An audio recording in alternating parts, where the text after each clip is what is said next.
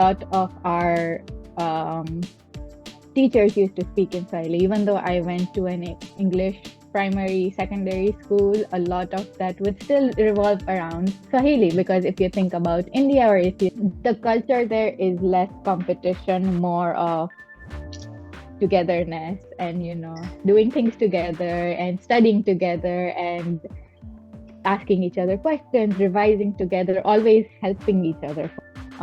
It's a very different system compared to any of the Indian boards, because you have different credits and different requirements for getting a certain level. It's based on levels. So, and then those levels could translate potentially to, if you come to the US. That year, everything was changed, everything was mixed around, and they said that there are no seats available anymore for NRIs.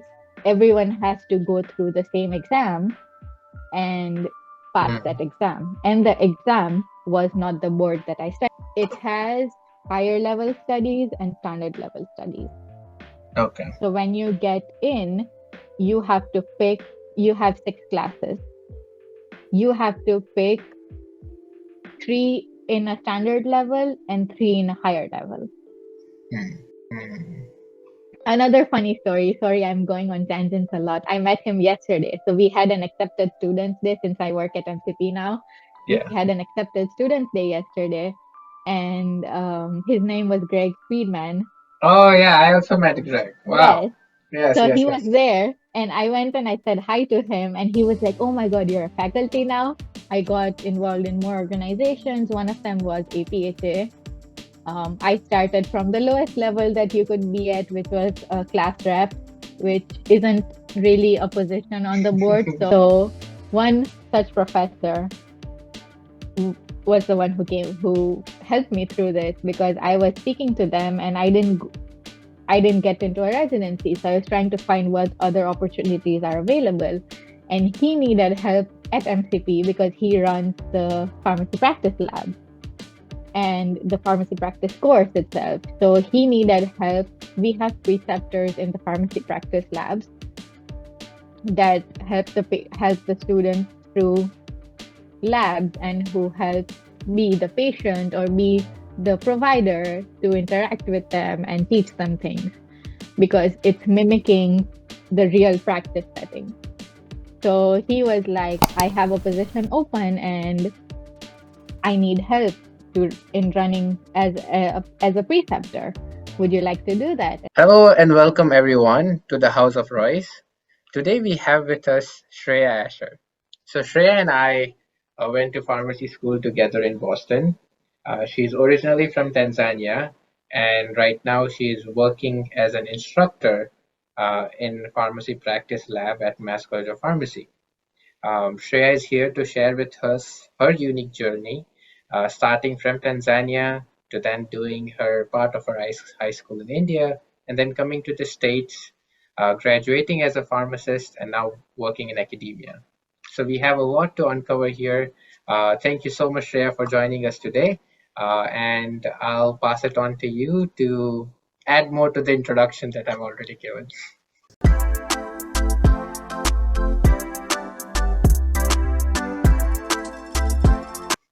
Thank you for having me. So I'll start from Tanzania. I was born, brought up there. My family has been there for generations now. And so I did most of my, first few years of schooling, middle school, up until secondary level of education there. We have a different system in Tanzania compared to the other parts of the world in terms of education. So up until right before high school, I was in Tanzania. I moved with my grandparents and my brother to India, Gujarat, for high school. So I did the last 2 years of high school there, and then applied to come to the United States for pharmacy school. My dad is also a pharmacist, so we always had that plan that I was going to go into pharmacy school. Initially, I had applied in India, but things worked out. I came to the US in 2017, and that's where I met Rohan and a lot of our friends here. Yeah, that's it, and I've been here since then. So I want to talk with you about your time in Tanzania first. How was it Okay. during the initial school years in Tanzania, and how uh, it differed from what you saw after coming to India? So first, Tanzania is a very small part of East Africa. And so a lot of the culture, the way of life, the way of teaching there is very different compared to anywhere else that, people might have seen or experienced. It's still a developing country, so there is good education there. It's just that it's growing more now. So when I was in school back like 20 years ago now, it wasn't that advanced as it is now because I have my niece there right now and she's in her final year of kindergarten, and the things that I see now that she's experiencing and she's being taught was very different from what I experienced back then. There Hmm. was less sports, less involvement in extracurricular, more just focused on studying. The mother tongue or like the primary language there is Swahili. So a lot of our um, teachers used to speak in Swahili. Even though I went to an English primary, secondary school, a lot of that would still revolve around Swahili. Because if you think about India or if you think about any other part, even if it's an English speaking or English teaching university, college, high school, a lot of the professors there, a lot of the teachers there always speak in Hindi for the Yes. most part. So it was very similar to that. So even though I was born there, I still had a lot of struggle with, understanding Swahili because it's easy to speak. It's harder to learn the literature part of it. Hmm. And can you imagine being taught science topics in Swahili? It was just a lot. It was just very confusing, but it was a good experience overall. The teachers did as much as they could to teach with the resources they had, and I learned a lot from those years, which if I think back to now, it was a great learning experience. In if I'm just looking at the learning experience, it was a great learning experience. The life there is very different, so it's Hmm. more of you're given the content to understand and that's it. Here, if you think about it, you dive deeper into things and you want to research more and understand more. And I thinking about it, it's still the lower years of education, so it's still very basic content, but there was less of all that, more of just here's the content, understand it, and that's it. And Hmm. like I said, I did up to secondary school there. So we have different years. So we have 7 years of primary and then 4 years of secondary before we go into 2 years of high school. And during my secondary education, it changed a lot. I was in a girls' high school or girls' secondary school. So it was surrounded by girls. It was, I would say, one of the best experiences of my life. I know co-ed schools are great because they teach you a lot of things, but this was just a whole different experience. And in my opinion, it was perfect. Um, yeah. And anything else you would like to know from that? So first, I was smiling because the only thing I know in Swahili is Hakuna Matata. Uh, Yeah. Yeah, and that's a very common phrase that, yeah, right. Yeah, yeah. and the other thing is, I was curious, how many languages then do you speak? So, I've lost count now because I even tried learning a few languages when I was in high school. But so I speak English because that's how like I learned it through education, through everything else. Because my dad was came to the US and he studied in the US. A lot of things at home were also like he was trying from early on to teach us English and speaking English even at home. So even me and my siblings, I have two other siblings, we always talk in English even now. And we there I am more. fluent in Gujarati and Hindi compared to them because theirs is completely broken. But Gujarati, because that's our mother tongue, we speak that at home. Because I lived in India for the 2 years of high school, I learned a little bit Hindi, so I understand Hindi completely. It's just that I wasn't very used to speaking it. So Mhm. I speak very broken Hindi, but it's the same as Gujarati, so it's kind of easy to speak. My mom's family and my dad's family to some extent are from Kutch. So, India has so many languages and each state has its own language. There are even some states have more than one language. So the Kutch part of Gujarat has its own language, Kutchi, and my mom's Oh, wow. family speaks Kutchi only. And their Gujarati is not that great because it's so concentrated in just Kutchi, that town. So I learned Kutchi from my cousins from my mom's side. And then, yeah, I learned French and German when I was in school. Don't ask me that now. All I know in German is Guten Tag because my sister is in high school now learning that. So she was talking to me, and that's the only word I know. So English, Hindi, Gujarati, Kutchi, and Swahili. So Yes, five languages. yes. Ah, I see. Wow, it's just quite, you know, amazing in itself to know five languages and being exposed to seven. But going back to experiences in Tanzania. So you mentioned about how the education is there, the focus of the education. How is the culture there? Is it a bit more conservative? Because you mentioned you went to, uh, you know, all girls school in your secondary school. Uh, so just I was curious to know how are co-ed schools common, or is it more like you find more gender specific school? How is it there? So I think it's a mix of everything. My town, which is Tanga, it was a very small town. Even now, it just turned into a city. It was just named a city a few years ago. So it's a very small town. If you're thinking about the major cities like Dar es Salaam, which a lot of people might have heard that name, those have a lot of mixed co-ed schools because that's where the majority of high schools, universities are. That's more developed compared to the rest of Tanzania. Um, Back in my town, we had very few schools. I can probably count them on my one hand. And one of them was the all girls school.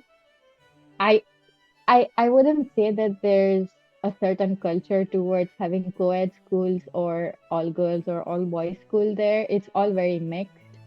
But the all girls school was one of the schools that was focused more towards giving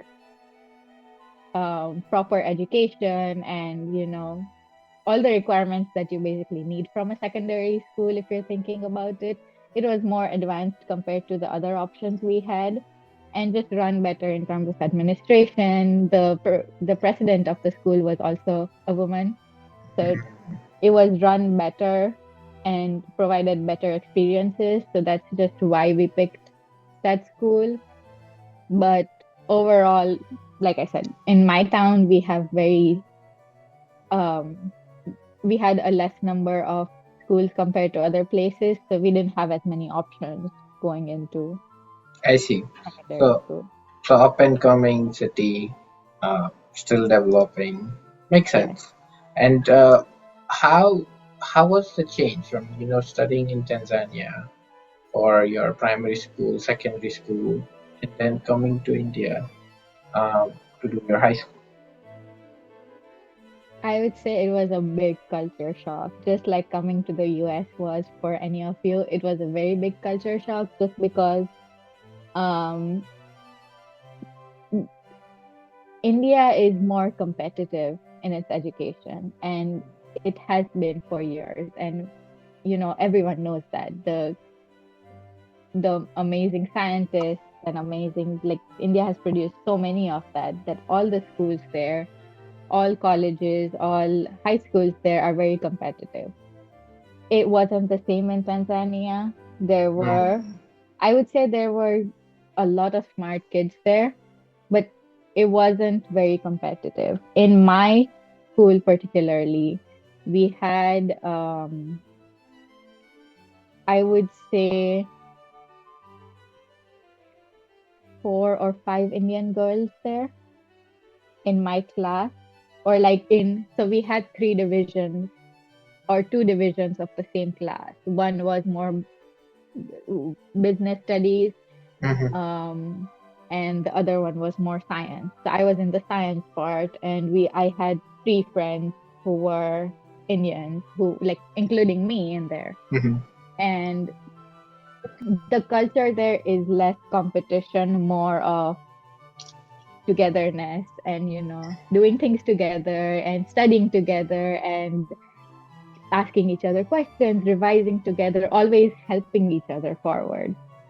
Versus between like the Indians, there was competition there. But moving from that 2 or 3 girls to India, where everyone was the same, was a very big culture shock, because I was like, oh, I did not expect that. So I had to, in a way, up my game in studying more and, trying to do better each day. There was always like, I was always on my toes trying to do better each day compared to when I was back at home, because that's more, even if you think about Tanzania in general and the business there, the life there, it's more laid back, it's more serene in a way, which is Mhm. why I love my country, because it's very different than a lot of different areas.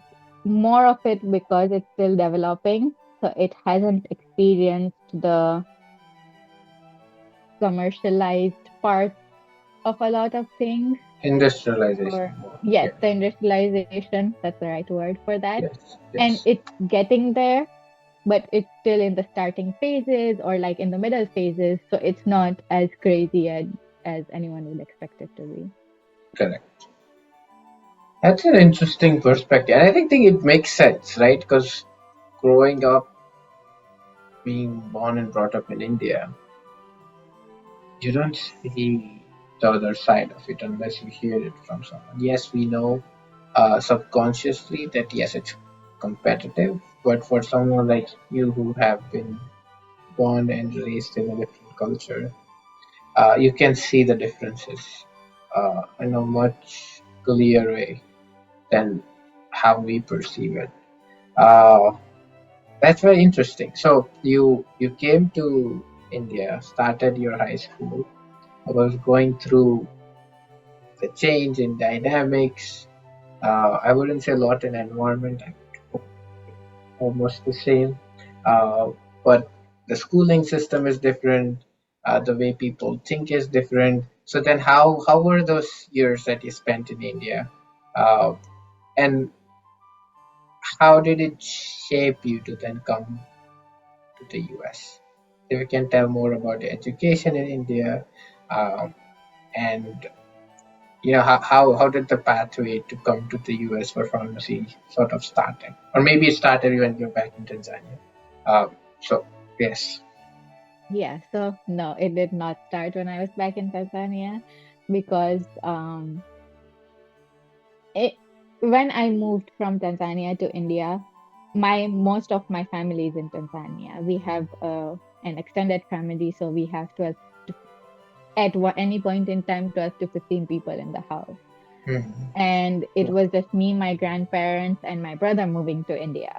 So Mhm. first it was half, not even half, like 1/4 of the house moving there. And that was a big change for me. Getting into the school was a big change for me.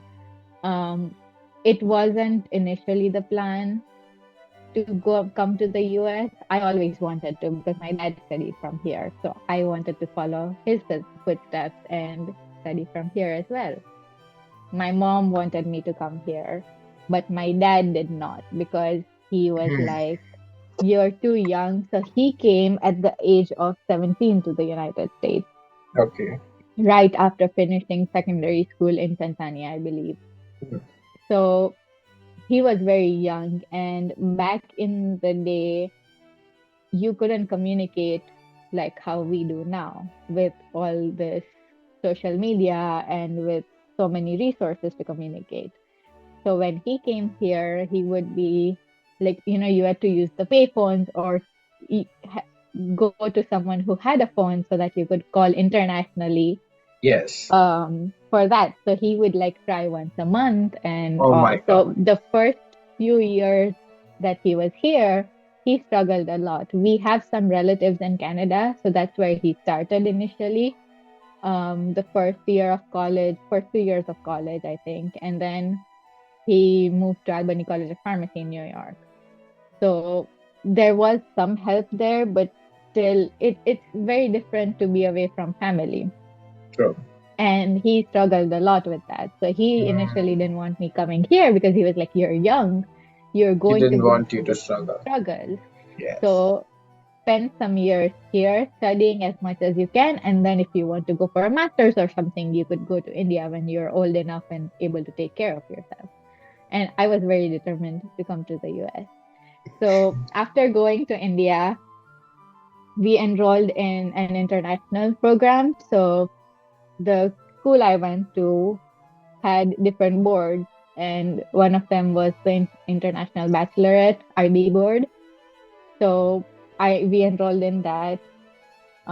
It's a very different system compared to any of the Indian boards because you have different credits and different requirements for getting a certain level. It's based on levels. So, and then those levels could translate potentially to if you come to the US, could give you some credit for the first year of certain classes. Oh, okay. So it was all the foundation was set in a way that I could go anywhere I wanted to, but the initial goal was to apply somewhere in India and be close to family. So somewhere in Vadodara, in Gujarat. And after I graduated from high school, I applied. My sister was at Manipal doing pharmacy. So she was the one who actually was like, "Oh, apply to Manipal, apply to the pharmacy program there." And I applied, and I believe that year, which it's the same thing that you went through, because to apply to a medical school or pharmacy school, you had to go through. So India has an NRI quota and the general quota.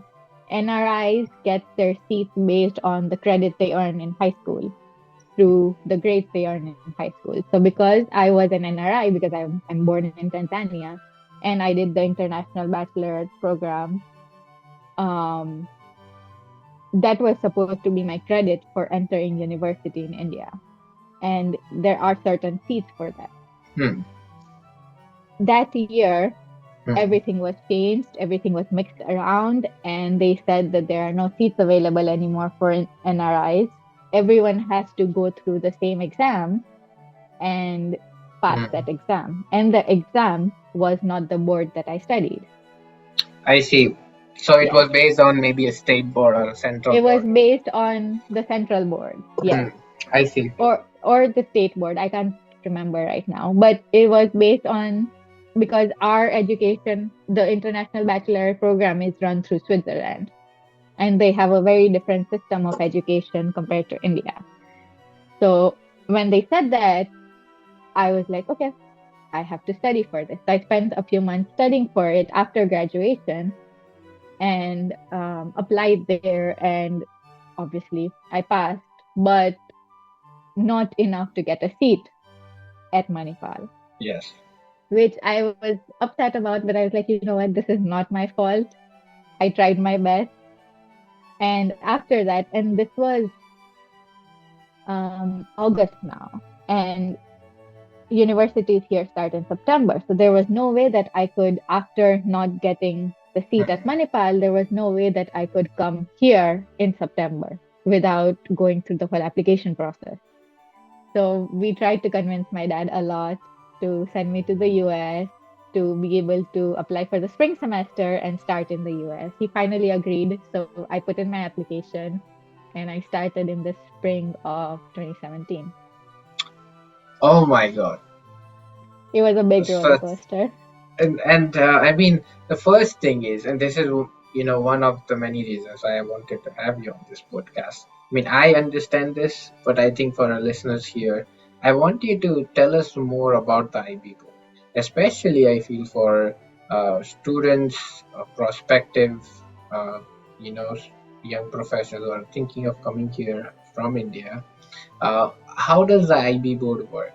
I feel from what the understanding I have and what you just mentioned about how, since it's an international level of education, uh, studying in IB board might help you when you are planning to study abroad afterwards because the credits, you know, might be similar. It's like going through taking an advanced AP course in high school Yes, in the US, right? So if you do an AP course in maths or science, then you don't have to sort of repeat the same credits in the college.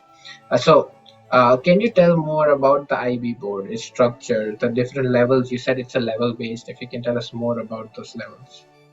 yes. So the IB board, like you said, it's very similar to how high school is here with the AP credit. Mm-hmm. There's different levels there, and there's an IGCSE board which I didn't go through because I went right on at after my secondary. So I joined in for 11th grade. I don't know how that translates to here or anywhere else, but I joined 11, 12. So those were the last 2 years of high school that I did there. And Yes. that is the IB, that's Hmm. where the IB board goes in. Right before that is the IGCSE board, which runs up until 10th grade. Okay. So I didn't go through that. I can look more things up, but you could also probably, if you anyone's listening, you could look up all these things. Hmm. Um, the way the IB board works is it has higher level studies and standard level studies. Okay. So when you get in, you have to pick, you have 6 classes. You have to pick 3 in a standard level and 3 in a higher level. Hmm. And based on that level, if it's okay, I'll talk about this once I explain this. So, standard level, higher level. There are different business courses, science courses, as well as math, English, and then an extra language.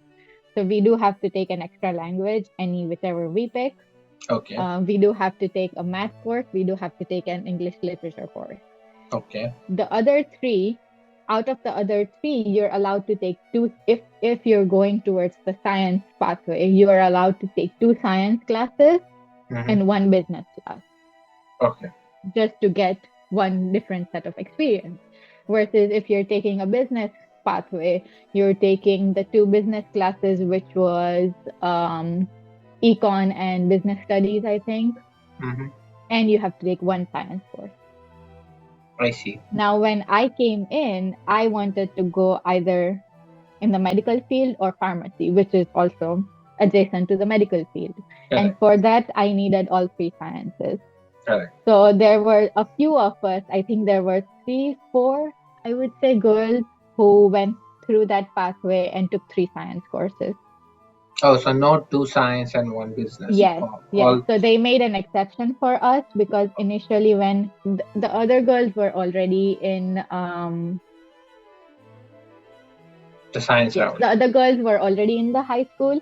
Correct. They had been there for years before me, and they had gone through the same thing because they wanted to take a healthcare pathway. They needed all 3 sciences, so that exception was already made.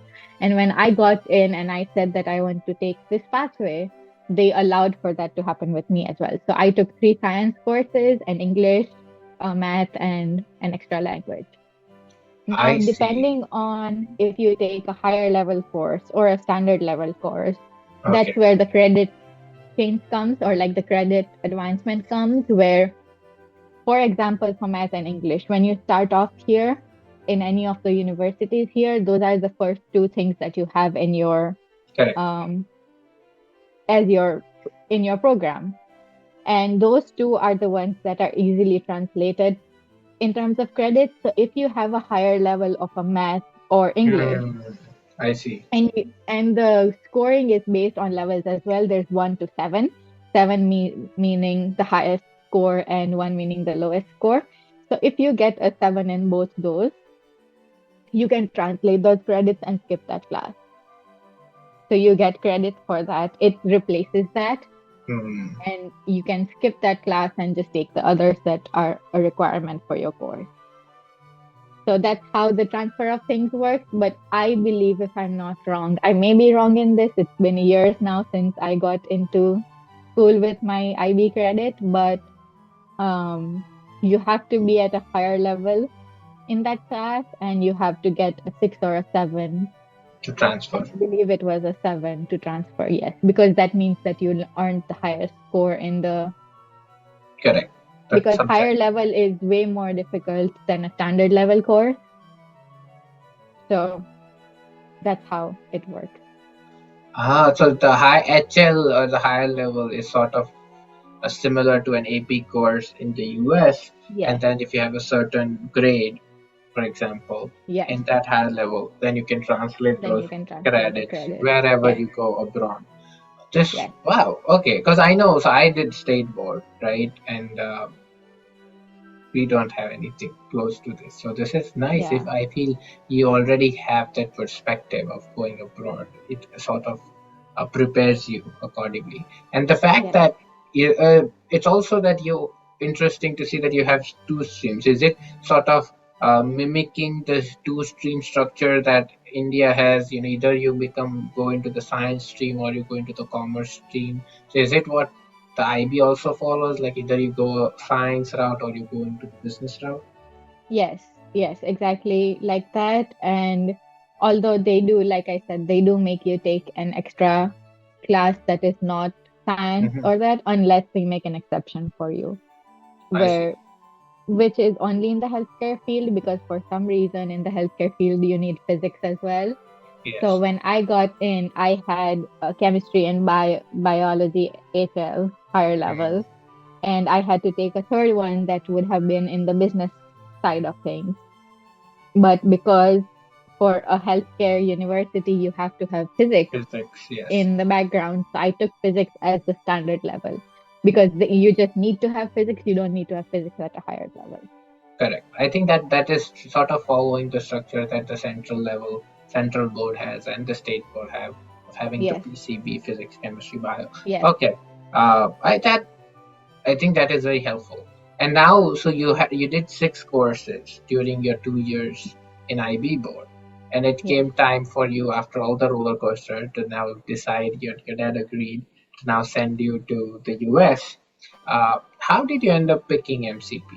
And yeah, can you tell us more? Like, you were in IB school. I guess why Boston makes more sense, but I was just curious as to why mass college pharmacy. Yeah, so there's a lot of different aspects or different things that played a role into why I came here and why Boston. Mm-hmm. One of them being, so in my high school, there were already, before my year, this is a year before my year, there was a girl who came to MCP. Okay. So to recruit that, MCP had come to Boston. And there's a whole funny, I mean, MCP had come to India, to my Mm. high school. And there's a funny story about this, because I was in 11th grade. So I still had a year before I had to decide where I'm going and apply for colleges. But they were invited for like one of the open houses where, like, international schools uh, come and display what they have and what opportunities they have. And we were just walking around there in my high school. And MCP's, I don't have the word anywhere right now, but MCP's mascot is a cardinal. So it's a red bird. And Yeah. I remember very clearly that I was walking there through the thing, just looking at what colleges there are, and the bird on MCP's table was sitting there, on, like, they had first him there. So I was like, oh, and I went and I spoke to the person and I was like, I want the bird. And they were like, well, if you come to our college, we'll give you. Like, you Mm-hmm. get many more of these. And here I am. And I got one of their birds as well. Ah, So I just so remember that surprising. happening. But it was a year before I had to decide. So I had completely forgotten about that when I was in 12th grade or thinking about it because the focus was to stay in India.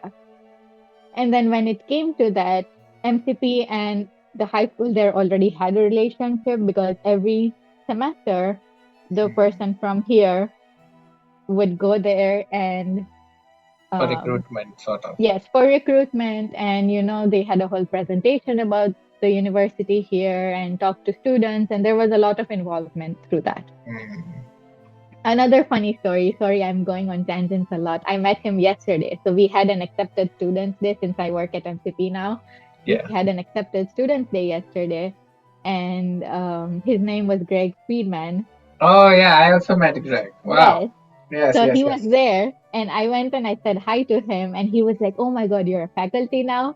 So I was like, "Yeah," but he was the one who brought me here. So again, long story short, he came there Okay. um, when I decided to apply to the United States. He was there, and we spoke to him, and the academic advisor there helped me apply to the program. And there were a few others from my class who were also here, who also came to MCP. So I learned a lot about MCP and Boston through them. And then once he came, he talked to me more about Boston and applying to MCP. And I just taught my like taught with MCP, and that was the only college I applied to, which now to me that Not, feels it's scary. interesting. You didn't go through Albany College of Pharmacy because your dad studied there. I know, but so I that was the first thing I thought of. But he was like, "It's New York. You're not going to live in New York. That's a very fast-paced Ah, life, I see. and it's a crazy Okay. life to live in New York." So he was like, "You can go there when you decide if you want to go there." But MCP was the first one I applied to, and the plan was to apply to more colleges, but this is the first one I did. And now thinking back to it, it sounds very scary because why did I only apply to one college? But I got accepted, and I was like, okay, you know what? I'm It not worked doing out. anything else. I'm going here. Yeah, I think it was sort of destined, right? You seeing that bird and then going to the table and then the person telling you, well, if you come to the MCP, you Yeah. get the bird. So it all came together. It was meant to be. Uh, Yes. and when you mentioned Greg, I also remember that because he came to Ahmedabad and stayed at one of the hotels, and I applied to a bunch of colleges through a consultancy in India, and the consultancy had relationship with MCPHS. So Greg came, and he had a one-on-one meeting with my parents, um, and yeah, he was one of the reasons that I came here. So it's really nice, good Yeah. old days. But He recruited us at the same time. yeah, right. Look at that. Yeah. So then. Uh, let's say you came, all the process was done, right? Now you're coming to the States. You came to pharmacy school. uh, how was your the part of, because you had already in a way tackled a change of culture before coming from Tanzania to India. So now how was the change coming from India to the States? How was it easier since you had already done a similar shift between countries before? Or if it was difficult, how difficult? I would say the change was the same Mm-hmm. because going from Tanzania, where you're surrounded by a different kind of people, different environment, different culture, to going to India, which was again different culture, different kind of people, different ways of life, to now coming to the US. There was the change was the same, but I feel like the initial shock was the same because even though I went through that once, seeing it again didn't make it any easier because I was like, what? And I don't think my body was ready for a change 2 years after experiencing a big change. But I would say it was easier to adapt now because I had already experienced that. Correct. So I knew how to adapt to that change now. But it was still difficult because now there was a whole new part of the change that you're supposed to adapt to, because the US is very extroverted in its ways. Hmm. Everyone discusses everything. There's a blend of different cultures here. So that was different, because in Tanzania it's the same sort of culture. Everyone is the same. In Correct. India, it's the same thing. Everyone is the same sort of culture. So it was a change, but it was, I would say, stagnant or the same. Versus coming to here was a big difference. But because I feel like because I had already gone through change once, it made it easier to adapt and easier to welcome those experiences Hmm. and not let my body go into a deeper shock.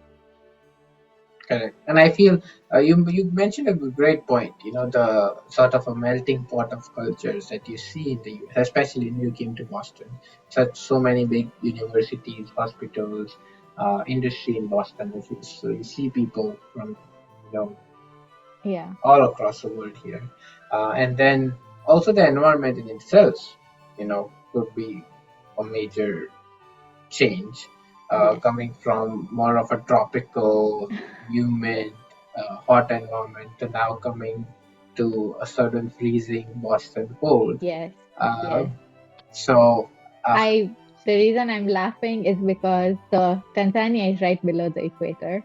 yeah, So it's very hot, very humid there. The temperature changes, I'm talking in Celsius, changes 10 degrees up and down. Nothing more than that. India got a little bit cold in December, so that was a different kind of experience in itself. The day I landed in the US as my first ever day in the US, there was a big blizzard. I did not have a winter coat, oh my and I went out in the blizzard to Target to get a winter coat. So, big change in temperatures. oh my God, yeah, that is a blunder right there to come here without a winter coat. I actually, in a way, I felt I had prepared that okay, I'll have the winter coat with me, but I wasn't um, prepared mentally to experience it. And when I even with wearing the coat, when I went outside from the airport, I stepped out, and the snow hit my face with those winds. I just ran back into the airport and I was like, I'm not ready for this. So I can Yeah. imagine how it must be without a phone. But so you saw that change, right? You experienced it. Experiencing it before helped you in a way to navigate that. So then let's see. I mean, we both were together. We passed through the initial years of pharmacy school. One of the things that I want to know more about how you involved yourself in school, but particularly I want to focus on because one of the other things that I want to touch upon with you, which is another topic that makes you unique, and I wanted to have you to share Thank your you. experience, is uh, you are one of the first people or the only person I know who went from work from pharmacy school to then working into academia. So now you work as Yes. faculty at Mass Graduate Pharmacy. You are working as an instructor in the pharmacy practice lab. So how did that came to be? Right? So if you can explain how your time in pharmacy school sort of helped you for this role, and also tell us more about this role. What is the traditional way of getting into this role, and how it differed from you getting into the role? Um, so starting with experiences in pharmacy school itself. I'm a very introverted person. So initially it was, like I said, it was a big culture shock in that sense, because now I had to be more, if I wanted to get the opportunities that I wanted, I had to speak up and get them. Up until now, I was always with my family. I was in India, the culture is that the professors or the teachers push you into doing something. Or I would say that's in every high school Mhm. because you're still in that structured environment of classes and projects and competitions and debates and all that. So a lot of it was, no, you're good, do this. It's good for you, do this. And I was like, okay, they're pushing me, I'm going to do it. Yeah. Now coming to the United States and coming to Boston, it's very different because now there's no one there to push you. It's Mm, you pushing yourself. I had no family here. yes.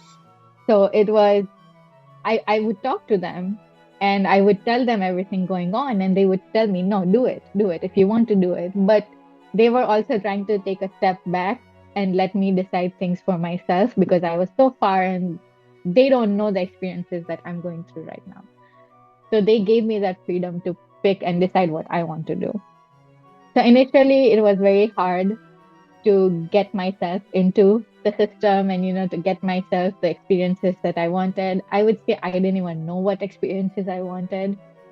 And then slowly it got better and I started going to, we have a lot of organizations on campus, a lot of pharmacy related organizations. And being an international student, I knew I wouldn't be able to work or get any other sort of experience outside of the university. So the best way to get it was from inside. And I was lucky enough to have amazing friends like you who were there with me, going through it with me. So I think that made it easier to participate and go to meetings and, talk to people. So through that, I learned how to put myself in uncomfortable situations and push myself to do that. I got involved in more organizations. One of them was APHA. I started from the lowest level that you could be at, which was a class rep, which isn't really a position on the board. So, all are just for some background, all the organizations have an executive board that Yes. runs the organization. And that position was not even a part of the executive board. I just wanted to do something. So they were Yes. like, oh, why don't you be a class rep? All that involved was to get in front of a class of 200 to 50 people and tell them what events were going on and please come to our event. So I was like, okay. So I did that for a year. Um, the year after that, I applied to be on the board. I believe I did not get selected. So then I joined one of the committees, which was your committee because you were already on the board there.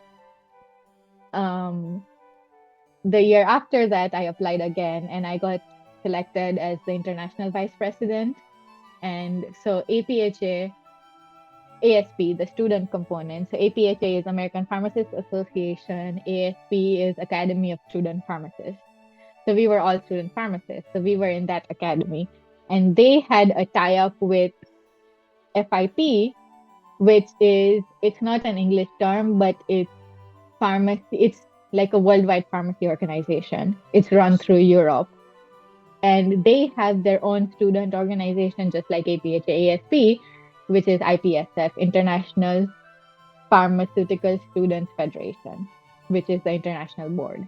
So the international vice president from APHA-ASP works with IPSF to get international experiences and highlight more international events happening and highlight more of the international health disorders. Like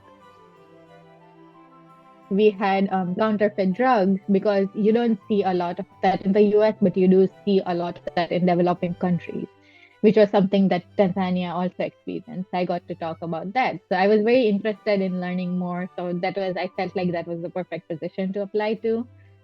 After that, I applied to be on the national board for APHASP, and I applied for the same position as one of the international committees, and I got selected for that. So I feel like all that pushed me, it gave me a big network of people to interact with, to talk to learn from.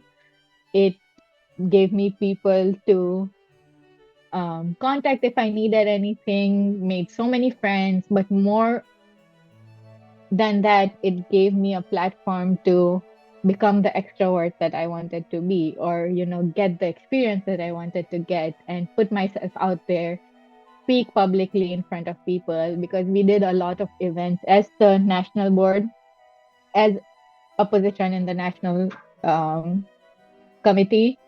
We had to make events for the whole United States. So that committee ran the whole United States, all colleges in the United States. And we had to gather all of them and give them instructions on what to do for their events and how to run their events. So it exposed me to a lot of public speaking, a lot of, interacting with people I didn't know. And I think that just made me into the person I am right now in terms of how willing I am to approach someone and talk. Coming to how I got to where I, I I am right just I now. just want to Yeah, pause you a bit there, sorry. because it's so, while I'm hearing your story, and I think this is so important to know. You started with saying one of the challenges that you faced coming to the US was you being an introvert, and how in the US you usually find people more extroverted. Uh, I think maybe it's just in how people, are schooled here, raised here. They are very open, as you said, sharing their ideas, their perspective, their thoughts.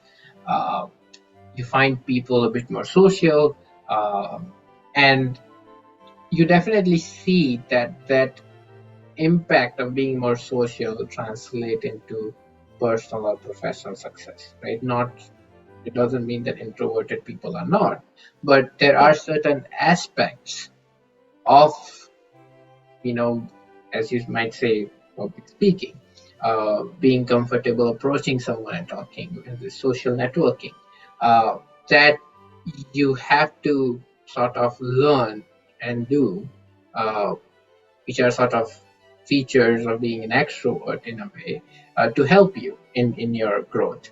And so it's so amazing to see how you understood that as a challenge, but then you took tiny steps, right? It's like, how do you start? Well, you start with first becoming a classroom, and then you take the next step of being in a chapter level, and then you be involved in the next step, and then you be involved at the national level. And slowly and steadily you sort of, you're still at the core of it an introvert, but now you have understood those features and are embracing those features. So now when it comes time for you to go out and network, when it comes time for you to go and speak in front of a crowd, uh, you don't go back into your bubble. So I just want to, because it's something that many of us go through, and many of us face.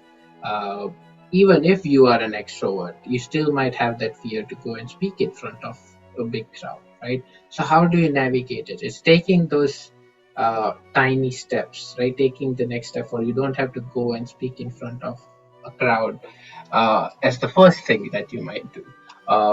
But you know, incorporating tiny habits, I think, as they call it, yes, or tiny moves in your life to make progress. So I think that was very yes, wonderful, yes, for you to share. And the other thing is also as to how, again, here the aspect of involving yourself, right? You mentioned, um, in school, through clubs, through organizations, through doing extracurricular activities, and how important that is in translating into your professional success later on.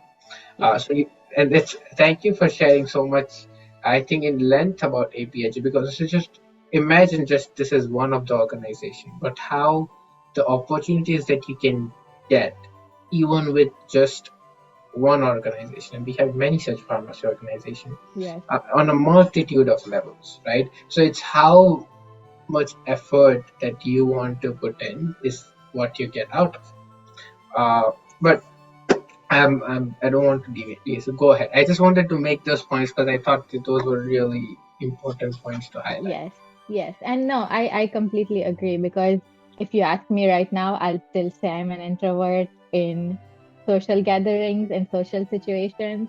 I still go through the same emotions that I went through when I was 7 a 7 year ago me. But what I had noticed early on in pharmacy is that one, it's a very small world. Everyone knows you. So everyone talks about you. So making your impact is big because you would know that people will talk about you to others. The second part of it is you have to be an extrovert. Not saying that if you're not, you won't succeed, but you have to put in that effort or that extra step to be a pharmacist because you're constantly talking to patients, you're constantly talking to other pharmacists, you're constantly talking to the medical team, the doctors. Like if you just think about a clinical pharmacist or a retail pharmacist, you have so many interactions in a day that you sort of have to get there. And one of the turning points in this was the first rotation that I did in community. The first rotation we have in our whole program, 6-year program, is after your third year in a Third. community pharmacy. And in that pharmacy is where I learned because I was still the shy, quiet girl. I wouldn't talk a lot, and you get so many phone calls in the day that you have to constantly interact and constantly be. It's more of customer service as well. So, constantly be communicating properly with that person and, listening to their problems, listening to their concerns. And going into that, I realized that I'm not prepared enough to go into the pharmacy world. And I didn't want to be that person. I wanted to be prepared. And I also got the same feedback saying that what you're doing is great, but you still need to talk more and, Mm. be prepared to talk to patients.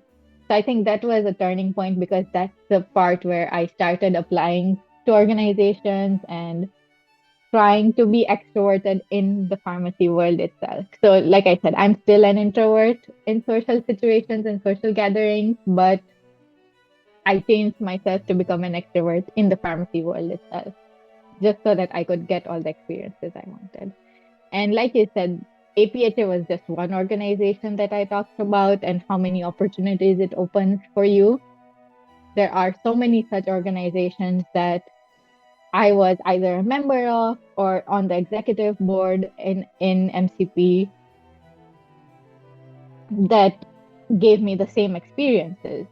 It's just that APHA was one of the long-standing ones because I joined in as a first year to now 6 years after graduating. I'm still a member. I'm still their new practitioner mentor. So that was one of the experiences I wanted to highlight. But like you were saying, there's so many other organizations that give you the same exposure, the same experience. Yes, I think what's important is being able to know your weakness and having uh, that courage and that willingness to work on it, right? And the Yes, second thing is working on it independently because you don't have an external force pushing you to work on it. You're no longer in high school, you're no longer in primary or secondary school, yes, where you have your parents, especially if you are studying abroad, where you have your parents, you know, telling you to do this or do that, or even if they're telling you, they're not with you, right? So they're not monitoring your steps. It's up to you to sort of show up every day and yes, go through this, live this without any external sort of forces pushing you to do it. yes, So I think it requires that inner drive. It requires that inner courage to be vulnerable to yourself about your weakness, and then having that strength to work on it. And I think this is so important to all of us because we all go through this journey in our life, especially when we immigrate, and come to a new country. Uh, so yeah, this is thank you for sharing that, Shreya. no, I think everyone has that strength in them to do this. Even if you think you cannot, you can. It's just a big part of it is also just accepting who you are and accepting that this is the person I am and this is the person I also want to be, and being okay with being both in a way. because a lot of times I heard people around me say, no, you have to speak up, you have to be an extrovert, you have to do this, you have to do that. And there was this one professor that I had who I had rotations with, and this was now towards the end of my pharmacy journey in my 6th year, who told me, you don't have to be an extrovert. You can be the introvert that you are. Just be an extrovert in the situations that require to be for yourself, not for others, not to give others what they want, but to get what you want for yourself. It's okay to put with something like this. I feel like it's okay to say that I'm putting a mask on and going through the phases, because you're not being fake to yourself, you're not being fake to others, you're just doing what you need to do to get what you want. Yeah, you're flexing And your yes, personality. exactly. And you're also being okay with just being an introvert and wanting to be by yourself, but also the other part where you want to achieve those things. Yeah. Yeah. And so I want to come to the crux as to how all these qualities, the strength, the personality traits, then translated into your time after pharmacy school into landing you the faculty position at MCP. You make it sound so big. It's not big, trust me. um so I think this just worked out at the right place at the right time in the right moment, I would say, because it's not, like you said, this is not the normal journey someone takes to get into academia. If you Okay. look at any of the professors in your university, they come through it with they come to it with an experience Mhm. of any level. If you're a professor who is teaching literature, or a professor who is teaching other kinds of classes, they still go through a graduate program in education to get there. If you're thinking about pharmacy school and healthcare, any healthcare focused school, it's more of the people who have experience with research and experience with the healthcare field itself that then come to academia to teach that. And my journey was very different because, one, I'm international. So it's very hard to find work that sponsors you after you graduate. And in the pharmacy program, you get 1 year of OPT. So it's not considered a STEM program, meaning that you get 1 year, and then after that 1 year, you have to be sponsored. Correct. So I knew going into graduation that there were going to be a lot of obstacles to Hmm. getting where I want to be. And the other part of it was that I was open to, one thing that I had decided early on was to be open to any experience I get. The goal of coming to the United States and studying and getting some experience eventually was to go back to Tanzania and build something of my own there, because my father has a company there. We have a cosmetics manufacturing company. So a lot, it's related a lot to pharmaceuticals. Correct. So the end goal was that. And so going into the final year, my goal was to get any experience I can get to learn anything about pharmacy. Initially, I went into it thinking I want to go into industry because that's what will build me towards what I want to do in the future.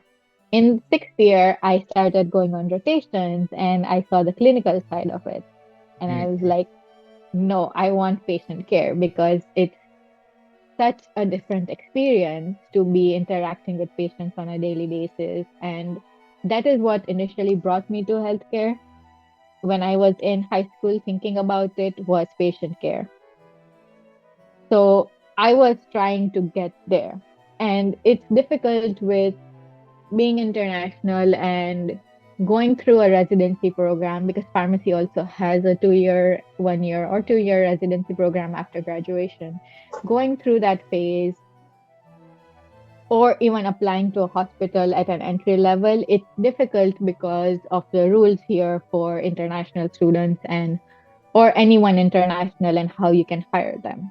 Correct. Because if for one particular position there's 10 US citizens applying but one international, it's sort of like you have to reject or give reason for those 10 citizens and why you're not picking them versus why you're picking this one person. True. And there's a lot of paperwork that goes into it. There's so many different aspects that go into it that I knew it was going to be hard getting into all this. I went through the phase of applying for a residency and very quickly learned that it was going to be very hard as an international student to get that because, again, sponsorship. And I get it in a way because you don't know how much that person is going to stay with you after residency or how that person is going to turn out in the program itself. So why would you risk sponsoring them? Because, like I said, it's a big process.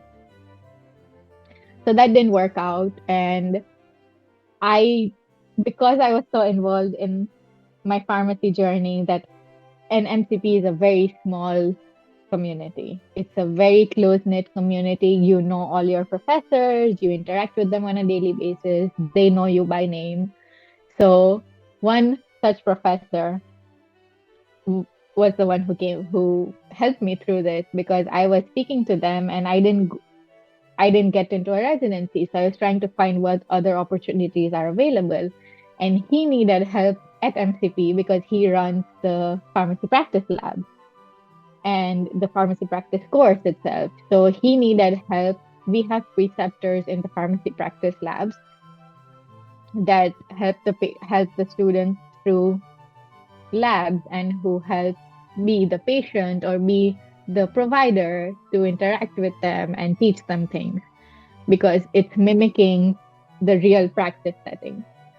So he was like, I have a position open and I need help in running as a preceptor. Would you like to do that? And I was like, yes, anything, because I've always liked academia. I didn't know if I was good at it or not until in my 5th year, I signed up for tutoring and I was tutoring students and they told me that I'm good at it. I was like, okay, you know what? Maybe I'm good at teaching. You never realize you're good at teaching until someone tells you, no, you explain this really well. So I was like, sure, I don't have much experience, but if you're willing to teach me, I'm willing to learn, And he knew me as a student. So he knew that I was willing to adapt to any situation and learn and, grasp everything quickly. So I joined that in September and towards December, and he's very busy. He's a very busy person. He has so many things going on. So what used to happen in the labs was he would set up everything, let us preceptors handle it, and then he would go and finish the rest of the things that he had to do or meetings, etc. There's so many things that goes on as a faculty. And through that whole thing, I learned how to manage the labs. And towards December, he was like, so I'm thinking of moving more towards the lecture side of things and, a little away from the labs. Would you like to apply? And I was like, are you sure? So he was the one who pushed me and he was like, just apply, just see what happens, see how things go. And I did. And I got the interview in April. So I had to wait a good 4 or 5 months before I found out anything. And then in July, I found out that I got accepted and I started. And now it's been 7 months in this position. And like I said, it's a very different route. It's just right place, right time. I didn't know that after I didn't get a residency, I was going to end up working for MCP again. But because the professor knew me and he needed help, I signed up for that, and that's how it got me here.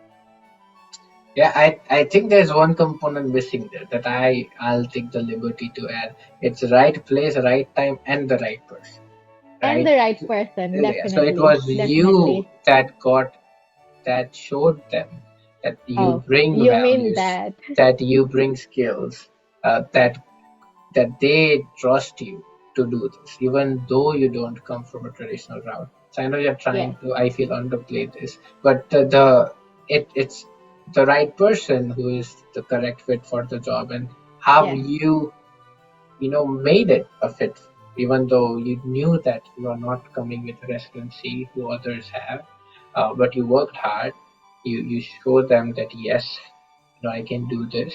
So it's taking the opportunity that you have. I think this is the correct example of how you take the opportunity you're given and how you do such an amazing job at it that now you get a bigger thing out of it, right? How you make a small opportunity yes, and convert it into a big. yes, So yeah, I mean, and I also I think we sort of skipped along a bit, but your involvement throughout the university, not only in professional organizations, but in research, working with professors, going through the honors program, how it yes, all prepared you for this role.